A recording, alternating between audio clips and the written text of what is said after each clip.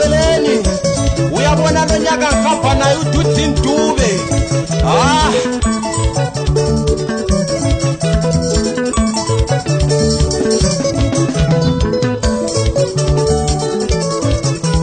yawonile phima indini yasaka namhlophe kunzima mngani wami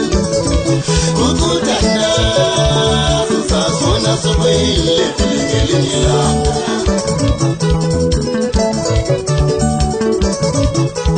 yawonile phima indini yasaka namhlophe kunzima mngani wami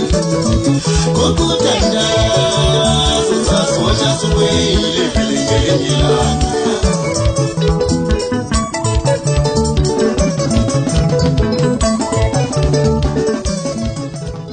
Right, sisuka sitayidle eceleni bantu bakithi ngoXolani Dube lo okhulumayo ngihamba neqembu leKhana Mhlophe Neighbor Boys.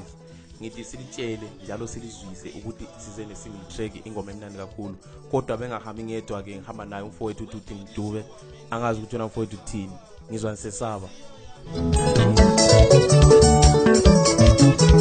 Wetuthi shuwa mina ngizwa nisesaba Hliziyo yami yoniwopika Wetuthi shuwa mina ngizwa nisesaba Hliziyo yami yoniwopika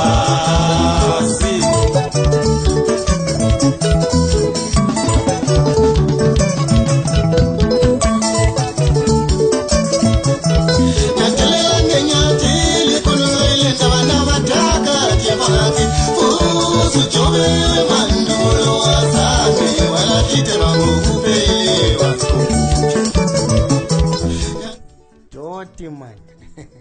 injani kodwa abantu bakithi ngijabule kakhulu ukusebenza uKhana Mhlophe umholi weqembu leNeighbor Boys sesingathi ingoma lengayijabulela kakhulu saphinda futhi siliphakele okunye kumnandi ngosuku ezizayo. Thank you laphana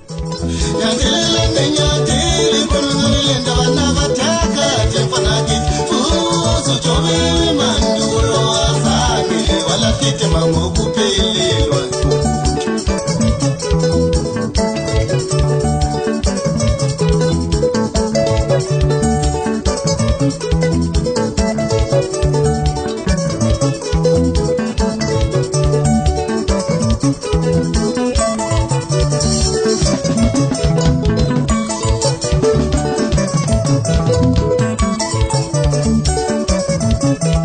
Olaba abantu angazi kumbe